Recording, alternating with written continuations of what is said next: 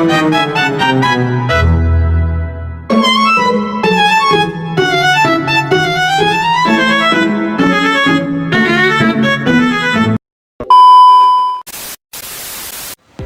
soal pertama, apakah supermarket secara etis bertanggung jawab atas pembelian impulsif konsumen atau itu sepenuhnya tanggung jawab konsumen?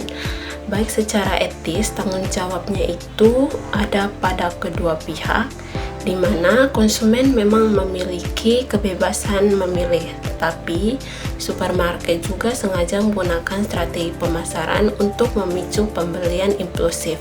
Seperti dalam kasus Pak Budi yang kita bahas minggu lalu, di mana supermarket sengaja menempatkan snack dan coklat di dekat kasir serta menggunakan promo dan tester produk untuk mendorong pembelian tambahan.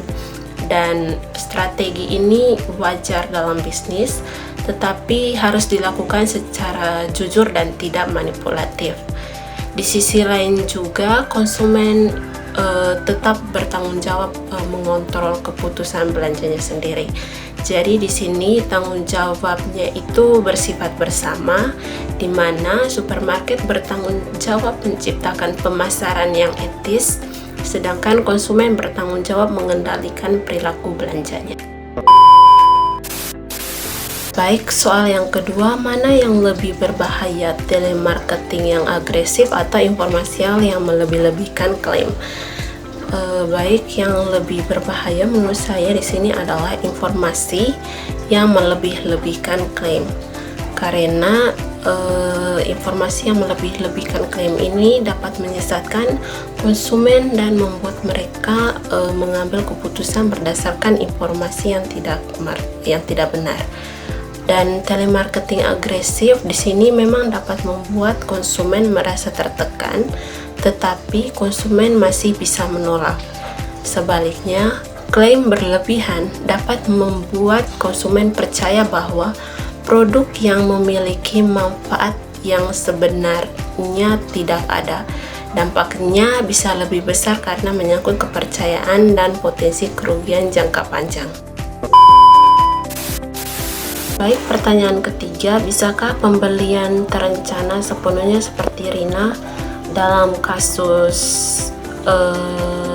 minggu lalu tetap menghasilkan ketidakpuasan, dan kapan itu bisa terjadi? Jawabannya ya, bisa. Pembelian terencana sepenuhnya seperti yang dilakukan Rina itu tetap bisa menghasilkan ketidakpuasan. Hal ini terjadi jika produk tidak sesuai ekspektasi meskipun sudah direncanakan dengan matang. Contohnya yang pertama, laptop ternyata cepat rusak setelah beberapa bulan. Yang kedua yaitu performanya ternyata tidak sesuai review yang dilihat Rina. Dan yang ketiga yaitu baterai cepat habis atau sering nge-lag saat digunakan. Dan yang keempat yaitu cicilan membuat kondisi keuangan Rina menjadi berat sehingga muncul penyesalan setelah membeli. Dan dalam teori perilaku konsumen juga, ketidakpuasan bisa muncul ketika kinerja produk lebih rendah dibandingkan harapan konsumen.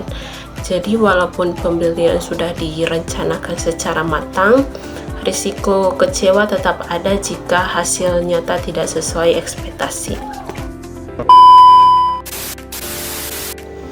Baik, kesimpulan yang dapat diambil yaitu bahwa perilaku konsumen itu dipengaruhi oleh banyak faktor, baik dari dalam diri konsumen itu sendiri maupun dari lingkungan pemasarannya.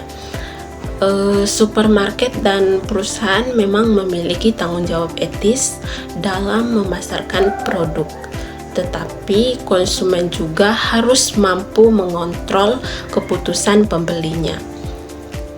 Dan strategi pemasaran seperti promo, penempatan produk dan juga tester dapat memicu pembelian impulsif.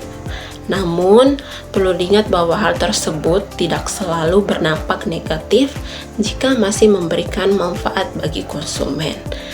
Jadi selain itu pembelian yang sudah direncanakan dengan matang seperti yang dilakukan Rina juga tidak selalu menjamin kepuasan, karena seperti yang kita ketahui bahwa kepuasan konsumen itu bergantung pada kesesuaian antara harapan dan kinerja nyata produk setelah digunakan. Oleh karena itu, baik produsen maupun konsumen perlu bertindak secara bijak agar proses konsumsi memberikan manfaat dan kepuasan yang optimal. I just had to let you know you're